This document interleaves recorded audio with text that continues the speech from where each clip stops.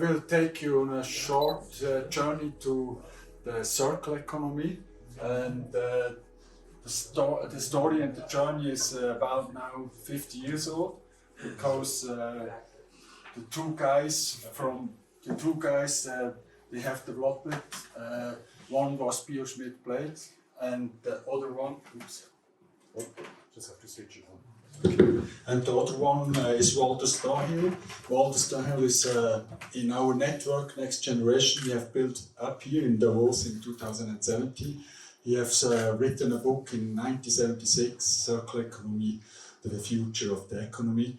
And I will take you a little bit on this journey we have done in the last 4 years in our network. It's Switzerland Network.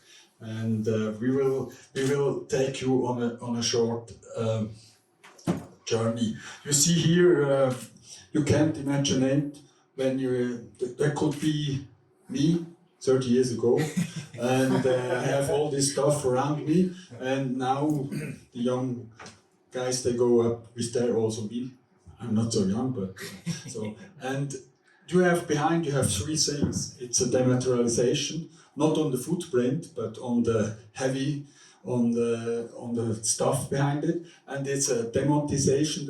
It means you need less money. Before this one in Switzerland, you need 2.5 months income from a household, and now that's 0.8 income. So that's also very important to understand. And the third one is, of course, now it's also possible for the lower incomes to come to this. And that's another thing I have to show you is the platform economy. The platform economy has built in the last few years, and you see there is the old economy, here is the new economy. You see the increasing of their shares. It's also something we have to think about it. And then you see some future stuff I go over. That's only to bring it to this topic. So, what is the challenge on the future on our side from the circular economy? That's the management stuff I go over. But this one is the challenge for generations. We have increasing costs of energy. Energy, they are also the amount we need have grown absolutely crazy in the last 50 years. And on the other hand, we have some very bad thing. We need a lot of raw material. We need a lot more of raw material to bring out the energy. And another thing is very interesting is who is the owner of this raw material. And if you will see some more details, go on the World Resource Panel from the UNO. It's absolutely unbelievable what you will read there.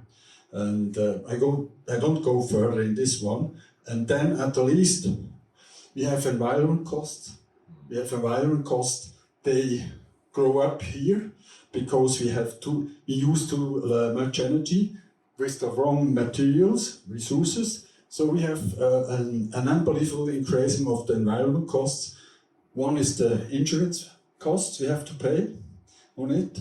Then you have the regulations, CO2 taxes, for example. And then you have disputable costs. The European Union, they have decided 4 weeks ago to a new regulation. A lot of resources you can now burn or throw away, they are free, and in the future you have to pay a lot and a big amount. So that's the depression part.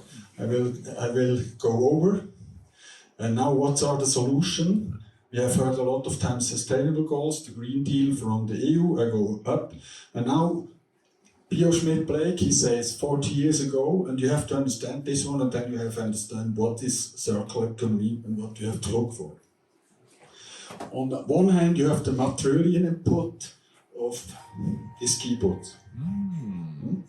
And on the other hand, you have the resources.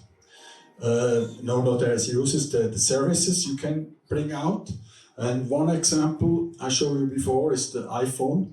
The iPhone, the iPhone 13, it has more or less the same material input.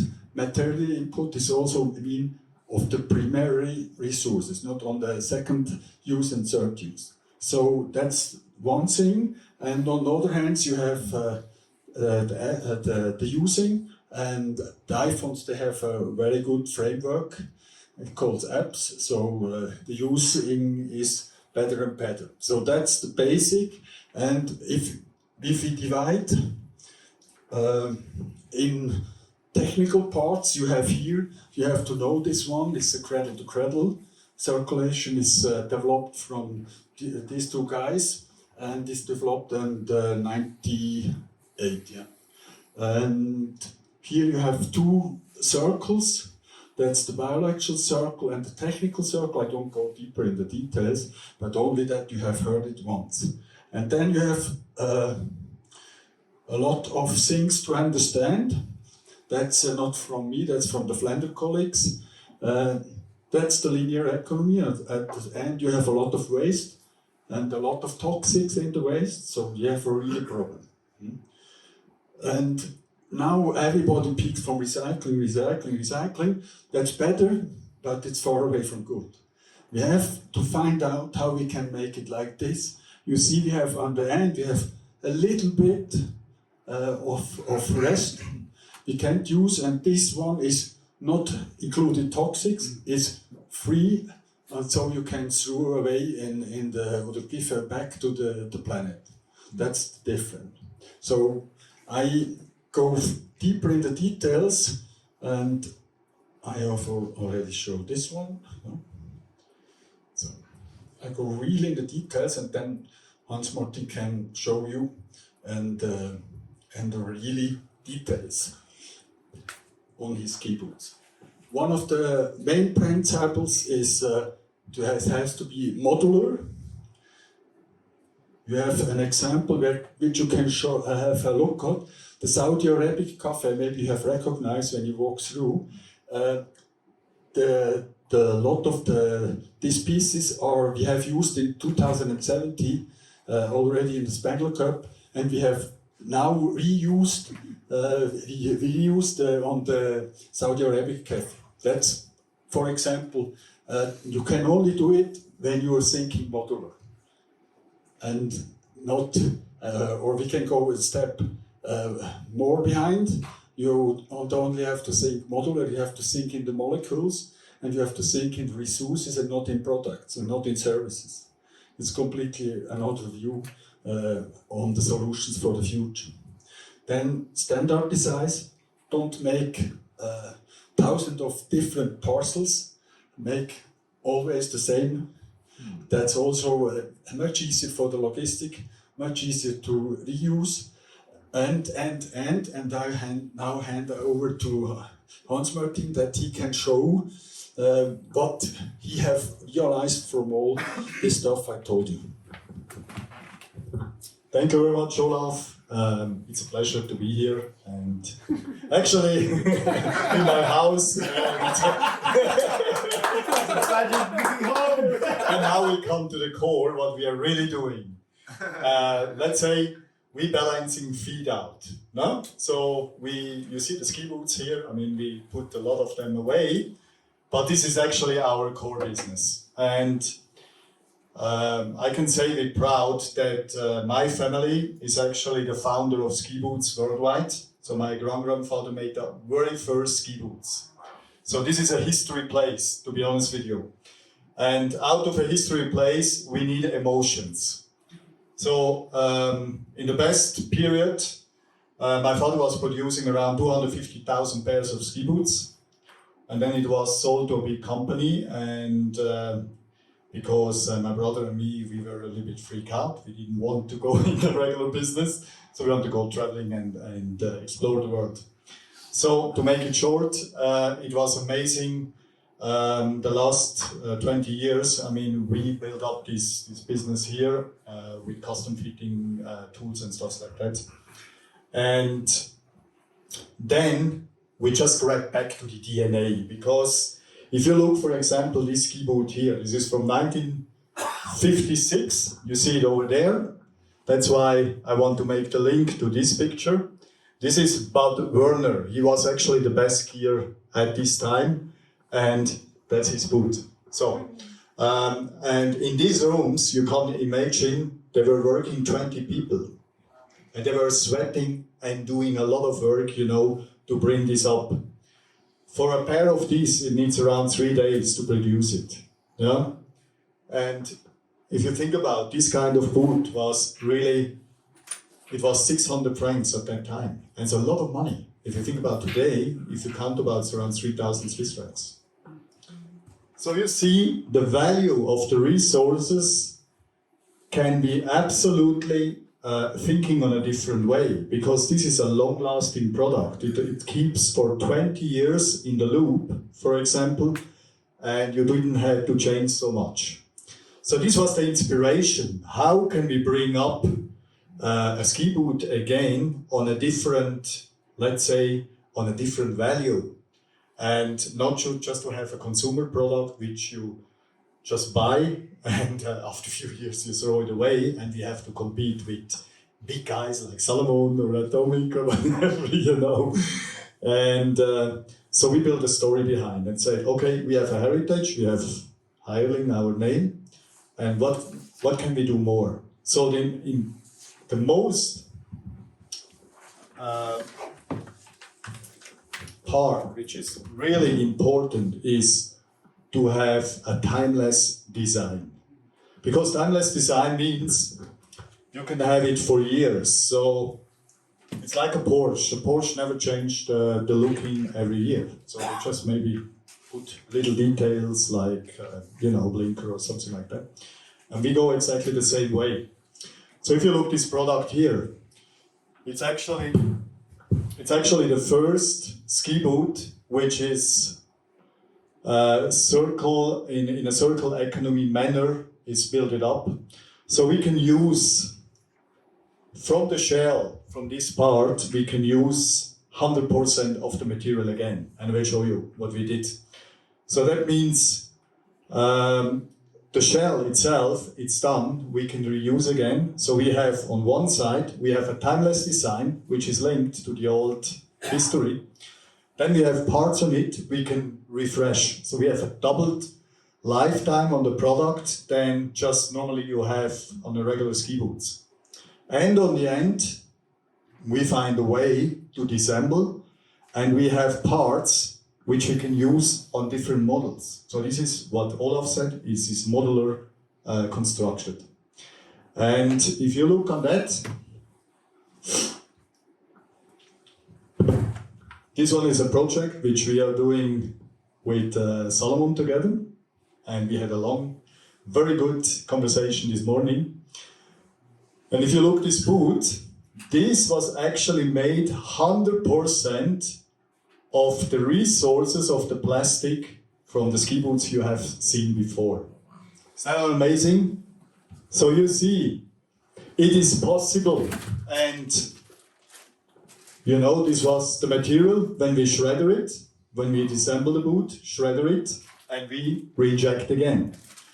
So you see, this is actually the way which Olaf has said on here, on the circle economy.